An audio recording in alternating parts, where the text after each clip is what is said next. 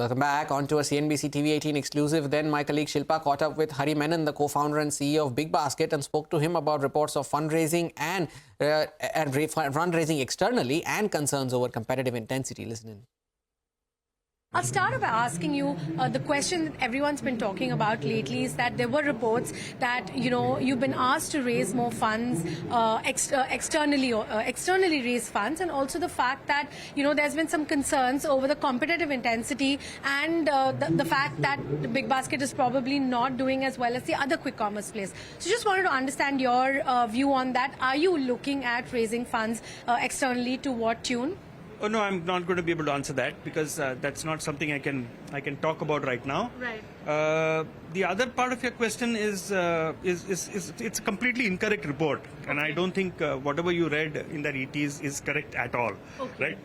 There is no concern that Tatas have, and I'm being very open and upfront about it. Mm-hmm. And it was an incorrect. Right. All the data was not correct. Right.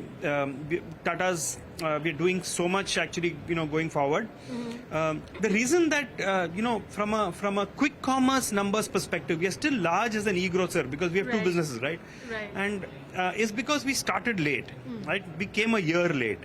For a whole year, I was sitting and watching is this business going to work or not, right? Correct.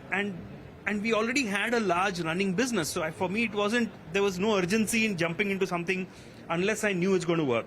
I was almost at a state of denial, for a long time, right? Saying that, but when customers started really adopting the business in very, very large numbers, that's when we realized that there seems to be a product market fit that's happening. Customers are lapping it up, right? Yeah. So we chose to get into it, right? There's still concerns about the model, how will it work, how will it make money, and everybody is trying to figure that out. But because there was a great product market fit and there were a huge number of customers adopting, is why everybody got into it. So we got into it. We have a strong brand. Consumers will like whatever we do, Right. and so it's very temporary in terms of numbers. Today it doesn't matter who's where in quick commerce. Sure. It's going to evolve over the next 5-10 years, Sure. and everybody has space there. What does FY25 end looking like for you as a business? Could you give us a sense of the kind of growth that we can expect and the top line as well? Yeah, so we will be close to about $1.5 billion. Okay.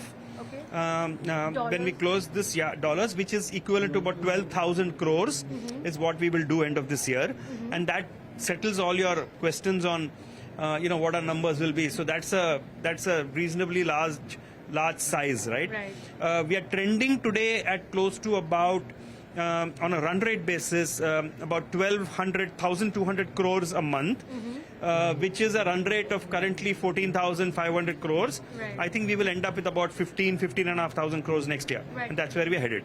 What is the take rate like, and what's the AOV also for you? AOV is today the largest in the industry, which is about 850. And that's because we have a blended AOV of my slotted schedule business and quick commerce. And my quick commerce business is today almost 75-80%, where also we drive a large AOV. So we are at about 850 rupees, which is terrific for us from a unit economics perspective. Correct. Are you looking at an IPO for 2025 or anytime soon? No, we are not. Okay. In terms of categories, I wanted to understand. The last time I spoke to your co-founder, he had spoken about medicines, pharma being the next big category for you. Have you already started that? And I would assume that would be in partnership with 1mg. And also, what other categories are you looking at? Yeah, so let me just tell you, we have gone beyond grocery, even without the Tata partnerships. For Right. example, we sell toys, we sell board games, we sell a whole lot of sports equipment, we sell a lot of general merchandise. All that we've done ourselves. From the Tata Group perspective, there are 4 categories that we are getting into. Some of them we've already got into. So we're getting heavily into electronics now. Okay. We have already got all the products in, except that we are only in 3 cities, and we are now scaling that to all our cities that we are in, and that's in partnership with Chroma. We are getting into luxury and fashion in a big way in partnership with Tata Click. Right. And that we are doing in Bangalore and wanting to scale Bangalore right now, and we'll scale that to all the other cities. The third, 3 partnerships, not 4. The third is pharma, which we are doing with 1mg, and pharma with prescription medicine. So it's not just OTC, it's not just over the counter. We'll have prescription medicines, will be launched on 1st of May. In In terms of FY26, the kind of growth that you're seeing, and you said no IPO now, but is that something that's in consideration a couple of years down the line at least? Yeah, IPO will always be under consideration, right? So every company wants to list and become public. But a timeline you have in mind? Yeah, I think in the next 18 to 24 months, I think we'll look at. But right now, I'm not fussed about doing an IPO. That's not what we are building the business for, right? Okay, Nobody's building a business to do an IPO. So that's what it is. I think March to March, if you say March 25 to March 26, we'll grow 100%. Okay. We'll double our business. Well, a very interesting conversation there from our colleague Shilpa with the management of BigBasket. Well, a couple of stocks